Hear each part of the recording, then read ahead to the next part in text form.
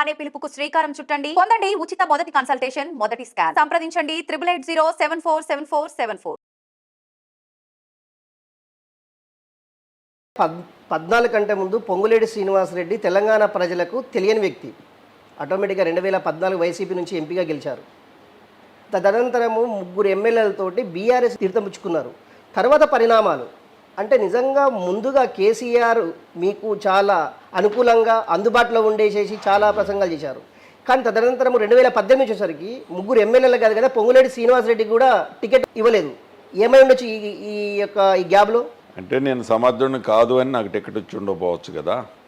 అంటే వారు చెప్పిన స్కాములు కానీ, వారు చెప్తున్న దందాలు కానీ, వారి కౌరవ సైన్యంలో అటువంటి మెంటాలిటీ లేదనే నన్ను డినే చేశారని నేను అనుకుంటున్నా. పొంగులేటి శ్రీనివాసరెడ్డికి ముఖ్యమంత్రి చంద్రశేఖరరావుకు ఎక్కడ గ్యాప్ పెరిగిందంటే ఏం చెప్తారు? నేను వారి యొక్క నడవడిక, వారి యొక్క ప్రవర్తన, వారి యొక్క ఆలోచనకి నా ఆలోచనకి డెఫినెట్గా భిన్నంగా ఉంది. ఆ భిన్నంగా ఉన్నదాన్ని నడిచిన ఆ కాలంలో, ఆ ప్రయాణంలో వాళ్ళ కొడుకు కేటీఆర్ గారు సయోధ్య చేయడానికి ప్రయత్నం చేస్తుండేవాడు.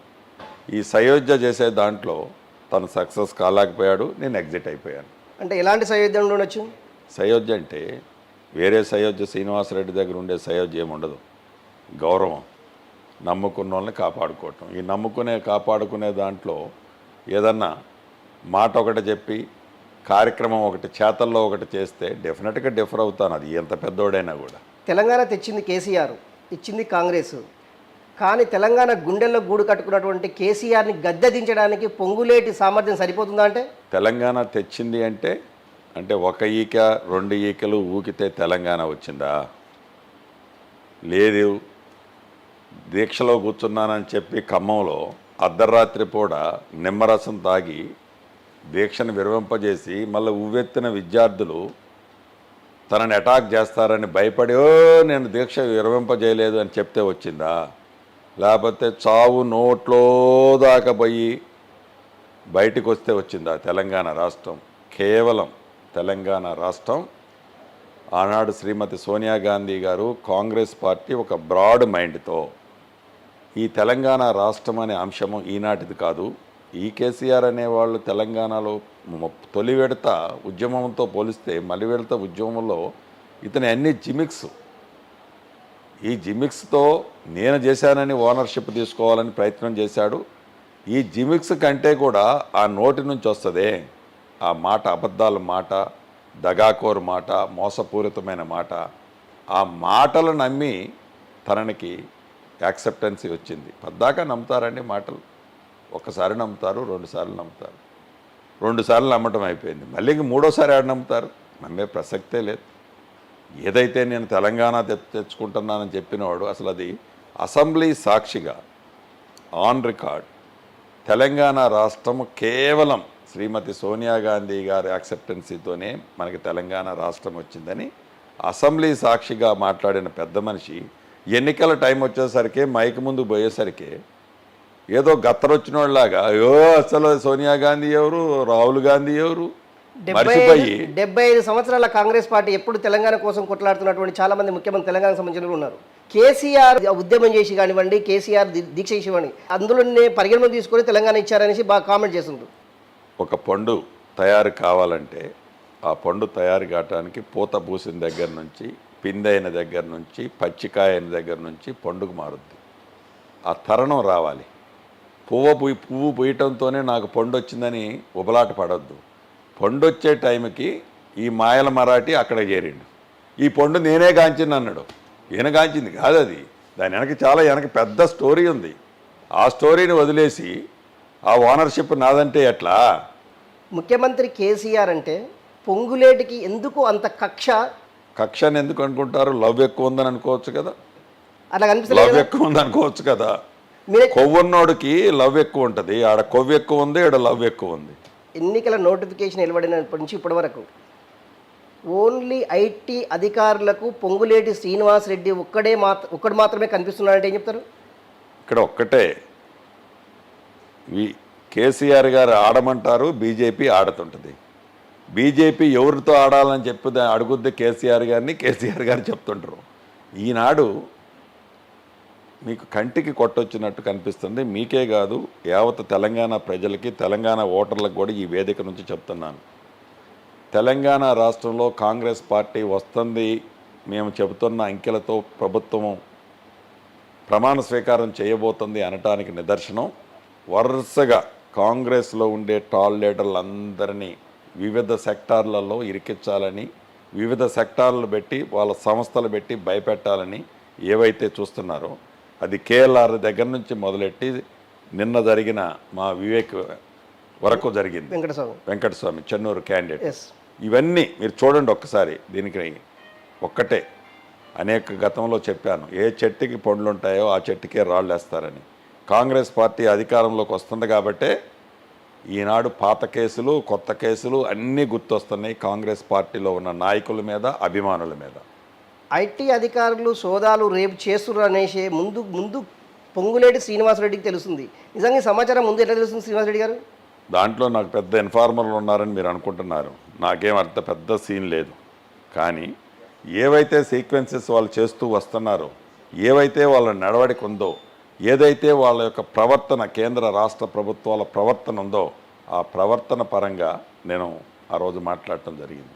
అంతే తప్ప నేనేమీ కాలజ్ఞానం చెప్పే వ్యక్తిని కాదు. పొంగులేటి శ్రీనివాసరెడ్డి డబ్బు అంటేనే పొంగులేటి శ్రీనివాసరెడ్డి. బిడ్డ వివాహం నుంచి మొదలుకొంటే కాంగ్రెస్ ఖమ్మం సభ వరకు వేల కోట్లు ఖర్చు పెట్టినారనేసి బీఆర్ఎస్ నేతలు పొంగులేటి పైన చాలా విమర్శలు చేస్తున్నారు. నిజంగా అది డబ్బుతో కూడుకున్న వ్యవహారం కాదంటారా? అసలు వేల కోట్లకి ఎన్ని అంకెలు ఉంటాయో విమర్శించే వాళ్ళని ఈ వేదిక మీద నుంచి ప్రశ్నిస్తున్నాను. వేల కోట్లకి డెఫినేషన్ ఏంటి? అసలు వేల కోట్లు శ్రీనివాసరెడ్డి దగ్గరకు ఉండే సందర్భం ఎలా వస్తుంది? శ్రీనివాసరెడ్డికి ఉన్న కుటుంబ సభ్యులకు ఉన్న సంస్థల యొక్క టర్నోవర్ ఎంత? దాంట్లో వేల కోట్లు ఎన్ని వస్తాయి? Number 1 point. నెంబర్ 2 పాయింట్, నా కొడుకు పెళ్ళి, కూతురు పెళ్ళి డెఫినెట్గా మంచిగా చేశాను. జీవితంలో మనిషికి కావాల్సింది ఏంది? మనం చచ్చిపోయేటప్పుడు ఏం కోరుకుంటాం? మనిషి నేనున్నంతకాలం మంచి చేయాలి, గుర్తింపు ఉండాలి. నేనున్నంతకాలం మంచి ఉండాలి, మంచి చేయాలి. నేను పోయిన తర్వాత కూడా ఒక 10 ఏళ్ళలో 20 ఏళ్ళలో నన్ను గుర్తుపెట్టుకోవాలని ఏ మనిషి అయినా కోరుకుంటాడు. ఇంట్లో శుభకార్యం కూడా చేస్తే ఆ శుభకార్యం కూడా రాజకీయంగా చిత్రీకరిస్తే దీన్ని ఏమనాలి? అరే ఇప్పుడు నేనేమి ఓట్లున్నాయని ఆ రోజు వాల్ క్లాకులు ఏదైతే వాల్ క్లాకులు ఇచ్చాను, ముఖ్యమంత్రి స్థాయిలో వయసును మర్చిపోయి పైన కింద డాష్ ఉండి నువ్వు నీ స్థాయిలో 60 రూపాయల గడియారాలు, 70 రూపాయల గడియారాలు, 5 రూపాయల గడియారాలే. నీకు అంత దిల్లు ఉండాలి కదా, ఆ దిల్లు కూడా కావాలి కదా, ఉండొచ్చు నీకు. ఇవాళ నువ్వు మోదీ గారు చెప్పినట్టు 1,00,000 కోట్లు దోచుకున్న డబ్బు నువ్వు ఫారెన్ కంట్రీల్లో దాచుకోవచ్చు. నేను చెప్పింది కాదు, నువ్వు 1,00,000 కోట్లు దోచినవని మోడీ గారే చెప్తున్నాడు. ఆ 1,00,000 కోట్లు ఏడున్నాయి ఆయన అంటే ఫారెన్ కంట్రీలో ఉన్నాయని చెప్తున్నారు. సో ఆ దిల్లే నీకు లేకపోయా. నాకున్న దాంట్లో నా స్థాయి అది 5 రూపాయల గిఫ్టే ఇచ్చే తత్వం అన్నది. ఓ ముద్ద నువ్వు చికెన్ బిర్యానీతో పెడితే నేను పచ్చడి మెతుకులు పెట్టే అలవాటు. మాట్లాడటానికి కూడా నువ్వు స్థాయిని బట్టి ఆ మాట్లాడే పదాలు కూడా మనిషిని, నువ్వు నా మీద ఎంత ఇరిటేట్ అవుతున్నావో నువ్వు మాట్లాడే భాష నాకు అర్థమవుతుంది చంద్రశేఖరరావు గారు. కాంగ్రెస్ పార్టీలో యమహాయమీలు చాలామంది ఉన్నారు. 60 సంవత్సరాలు 70 సంవత్సరాలు నిన్న కాంగ్రెస్ పార్టీలో యోధులు ఉన్నారు. కానీ పొంగులేటి శ్రీనివాసరెడ్డి మొదటిసారిగా 2014 ఎంపీగా గెలిచారు. ఇప్పుడు కాంగ్రెస్ పార్టీలో చేరారు. ఒక ఉన్నతమైన అంటే జాతీయ స్థాయిలో వెళ్ళిపోయారు పొంగులేటి శ్రీనివాసరెడ్డి. దీనికి ఏమై ఉండొచ్చు కారణాలు? శ్రీనివాసరెడ్డి కాంగ్రెస్ పార్టీలో ఒక సామాన్య కార్యకర్తనే. జాతీయ స్థాయిలో శ్రీనివాసరెడ్డి స్థాయి కాదు. శ్రీనివాసరెడ్డి అనే నేను కాంగ్రెస్ పార్టీలో నలుగురులో లాస్టోడిని, నేను మొదటోడిని కాదు. సామాన్య కార్యకర్తలు శ్రీనివాసరెడ్డి కాంగ్రెస్ పార్టీలో. ఎమ్మెల్యేలను డిసైడ్ చేసే స్థాయి కాదంటారా మీరు? నో, ఎమ్మెల్యేలు డిసైడ్ చేసేది నేను కాదు. ఎమ్మెల్యేలు డిసైడ్ చేసేది స్క్రీనింగ్ కమిటీ ఉంది, ఏఐసిసి ఉంది, పెద్దలు చాలామంది ఉన్నారు. శ్రీనివాసరెడ్డి చెబితే టికెట్లు ఇస్తారండి? అట్లా ఉంటుందండి పార్టీలో? కర్ణాటకలో డీకే శివకుమార్, తెలంగాణలో పొంగులేటి శ్రీనివాసరెడ్డి. డీకే శివకుమార్ పేరు అయితే నేను విన్నాను, అందుకే తను చాలా కాంగ్రెస్లో చాలా టాల్ లీడరు. శ్రీనివాసరెడ్డి అంత టాల్ లీడర్ కాదు, ఒక కార్యకర్త అండి. కేసీఆర్ చాలా సందర్భాల్లో చెప్పాడు, డబ్బున్న అహంకారంతో పొంగులేటి శ్రీనివాసరెడ్డి తీవ్రమైన విమర్శలు చేస్తున్నారు నుంచి. అంటే ఒక రాష్ట్ర ముఖ్యమంత్రికి తెలియకుండా శ్రీనివాసరెడ్డి డబ్బు లేని వ్యక్తిని డబ్బున్నట్టు ప్రూవ్ చేస్తున్నట్టవా? నందిని పంది, పందిని నంది చేయగలిగే కెపాసిటీ ఉన్నాడు కేసీఆర్, అంతవరకు నేను ఒప్పుకుంటా. దాంట్లో నాకేమి కన్ఫ్యూజన్ లేదు, అంత క్లారిటీ ఉంది. కానీ పద్దాక నందిని పందిని చూపించి, పందిని చూపించి నంది అంటే ప్రజలు నమ్మరు. ఒక్కసారి నమ్ముతారు, రెండుసార్లు నమ్ముతారు. ఇక డబ్బు విషయానికి వస్తుందా, నేనేమి ఒక మధ్యతరగతి రైతు కుటుంబంలో పుట్టినోడిని, నేనేమి ముఖ్యమంత్రి చేయలా, మంత్రులు చేయలా, లేకుంటే నేను అనేక రాజ్యాంగాన్ని చేతిలో తీసుకొని దాన్ని శాసించే స్థాయికే నేను రాలే. ఇవన్నీ మీ చేతుల్లో ఉన్నాయి. ఈ లక్షల కోట్లు, నేనేమి లక్షల కోట్లు సంపాదించినని ఎవరు అనలే. నువ్వు లక్షల కోట్లు సంపాదించినవు, కరప్షన్ చేసినవు అని చెప్పింది కేంద్ర ప్రభుత్వం చెప్పింది. చెప్పిన దానికి ప్రూఫ్గా మొన్న కాళేశ్వరంలో ఒక డ్యాము కుంగిపోయింది, ఒక డ్యాము నెర్రలిచ్చింది. ఆడ అయితే నువ్వు కొల్లగొట్టావని కేంద్ర ప్రభుత్వం అన్నదో, లేకపోతే కేంద్ర ప్రభుత్వం కొలాప్స్ అయిన ఈ డ్యాములు చూసిన తర్వాత ఏదైతే రిపోర్ట్ ఇచ్చిందో నిజమే అనేది నేను అనుకోవటమో, లేకుంటే కాంగ్రెస్ పార్టీలో ఉన్న ముఖ్య నాయకులు అనుకోవటం కాదు, యావత్ తెలంగాణ ప్రజలు అనుకుంటున్నారని కాదు, అది నిజమని కూడా ఈరోజు నమ్ముతున్నారు. నీళ్లు, నిధులు, నియామకాలు అంటే ఇవన్నీ ఇంప్లిమెంటేషన్ కావడంలో సక్సెస్ కాలేదంటారా తెలంగాణ గవర్నమెంట్? ఎక్కడైందండి చెప్పండి. ఇప్పుడు నీళ్లు, కాళేశ్వరం ప్రాజెక్టు చూశారు, ఏం చెప్పింది సెంట్రల్ కమిటీ? ఏం చెప్పిందండి? ఎట్టి పరిస్థితుల్లో ఆ డ్యాములను రిమూవ్ చేసి మళ్ళీ రీకన్స్ట్రక్షన్ చేయకపోతే ఏదో ఒక ఫైన్ మార్నింగ్ ఫ్లాష్ ఫ్లడ్ వచ్చినప్పుడు, గోదావరి ఉధృతంగా ప్రవహించినప్పుడు ఈ డ్యాములు డ్యామేజ్ అయితే ఎట్ ఏ టైం ఈ వాటర్ అంతా విలేజెస్ మీద పెడితే వేలాది మంది, లక్షలాది మంది ప్రాణహాని ఉన్నది అనేది ఒక రిపోర్ట్ ఇచ్చింది. అటువంటి నీళ్ళు ఇక మిషన్ భగీరథ, ఈ వేదిక మీ ద్వారా కేసీఆర్ గారిని ఛాలెంజ్ చేస్తున్నా.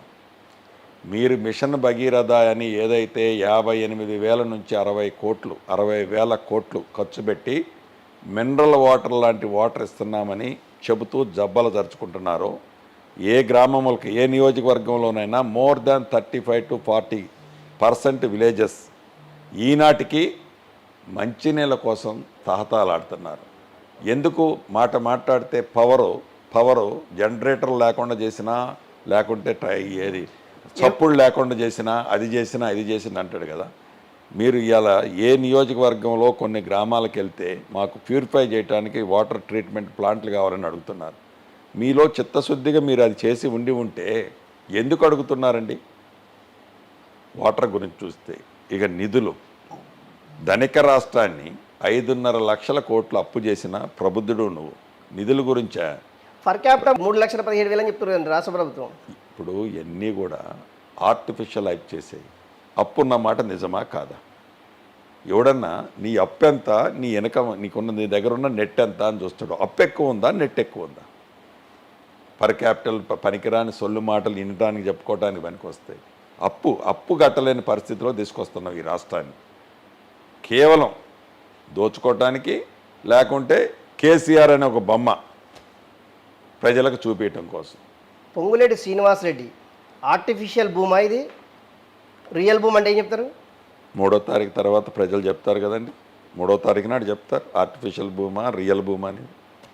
తెలంగాణలో స్టార్ క్యాంపెయిన్గా పొంగులేటి ఏమైనా ప్రచారం చేయబోతున్నారా? డెఫినెట్గా. ఎక్కడెక్కడ తిరగబోతున్నారు చెప్తాను, లిస్ట్ ఇస్తాను కదా.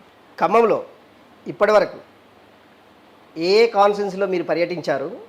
మీ దృష్టికి వచ్చిన సమస్యలు ఏంటి? సమస్యలల్లా ఏమీ లేవు. మన దగ్గర డబ్బులు లేవు. విపరీతంగా ఇండస్ట్రియలిస్టులని, విపరీతంగా డబ్బున్నోళ్ళని ఒక్కొక్క నియోజకవర్గాలకు ఇన్ఛార్జీలు పెట్టింది బీఆర్ఎస్ పార్టీ. కనీసం మొబలైజేషన్కి, కార్ల డీజిల్కి కూడా పేమెంట్ లేని పరిస్థితిలో ఇవాళ మన పార్టీ ఉందనేది ఏ నియోజకవర్గానికి పోయినా ఫస్ట్ కంప్లైంట్ అదే. చాలా స్పష్టంగా కనిపిస్తుంది. ధనబలము ఈనాడు బీఆర్ఎస్ పార్టీకి ఉంది, జనబలము విపరీతమైన జనం. జాయినింగ్లు కూడా మీరు చూస్తున్నారు. అనేక సందర్భాల్లో చెప్పాను, పొద్దు గూకిన తర్వాత ఏ గూటి పక్షి ఆ గూటికి వస్తుంది అని ఎప్పుడైతే నేను చెప్పానో, ఈనాడు కాంగ్రెస్ పార్టీలో జాయిన్ అయ్యి తిరిగి వస్తున్న వాళ్ళందరూ కూడా పొద్దుగూకింది కదా, అందుకే అంత పెద్ద ఎత్తున కాంగ్రెస్ పార్టీలో జాయినింగ్లు అవుతున్నారు. ఓవరాల్గా ధనబలం గెలుస్తుందా జనబలం గెలుస్తుందా అని అంటే మీరు 3వ తారీఖు ఫలితాలు వచ్చిన తర్వాత మళ్ళీ మీరు ఇంటర్వ్యూ తీసుకోండి. అహంకారంతో నేను మాట్లాడానా, కొవ్వెక్కి మాట్లాడానా, డబ్బుండి మాట్లాడానా, డబ్బు లేకపోయినా గంజి దాగైనా ఇవాళ క్యాంపెయినింగ్ చేస్తున్నారు మా క్యాడర్, కాంగ్రెస్ క్యాడర్. నేను ఇదే రాజకీయ డైలాగ్ కాదు. వాళ్ళతో కంపేర్ చేస్తే, వాళ్ళతో చేస్తే, వాళ్ళు బిర్యానీ తీస్తే నిజంగా వీళ్ళు పచ్చడి మెతుకులు దీన్ని కష్టపడుతుంది కాంగ్రెస్ శ్రేణులంతా. ముఖ్యంగా ఖమ్మం జిల్లాకు సంబంధించినటువంటి ఏ బీఆర్ఎస్ ఎమ్మెల్యేను కూడా అసెంబ్లీ గేటు తాకనీయను అని ఒక శబ్దం చేశారు. నిజంగా అలా తాకినట్లయితే మీ యాక్షన్ ఎలా ఉండబోతుంది? ఎన్ని రోజులకి ఇప్పుడే ఎందుకు దానికి 3వ తారీఖు నాడు మనం మాట్లాడుకుంటాం కదా. 3వ తారీఖు మధ్యాహ్నం ఫలితాలు వచ్చేస్తాయి. వచ్చిన తర్వాత నాట్ ఓన్లీ ఖమ్మం, నేను చెప్తాను కదా, తెలంగాణ రాష్ట్ర ముఖ్యమంత్రి, కాంగ్రెస్ ముఖ్యమంత్రి డిసెంబర్ 9వ తారీఖు మధ్యాహ్నం 11 గంటలకు ప్రమాణ స్వీకారం ఎల్బీ నగర్ స్టేడియంలో చేస్తున్నారు. ఎవరంటే ముఖ్యమంత్రి కాంగ్రెస్ నుంచి? ఏఐసిసి ఫైనల్ చేస్తుంది. ప్రతిదీ ఏఐసిసి అంటే అంటే ఇది కేంద్రం, ఇది ప్రాంతీయ పార్టీ, ఇది కేసీఆర్ లాగా ఓల్ ఓనర్షిప్ ఉన్న ప్రాపర్టీ కాదు ఇది కాంగ్రెస్లో. కాంగ్రెస్ అంటే ఇది ఒక పెద్ద సంస్థ, 125 130 సంవత్సరాల చరిత్ర ఉన్న సంస్థ. గబక్కన ఎవడికో టిక్కులు పెట్టుకుంటే ఎస్ అవుతుందా?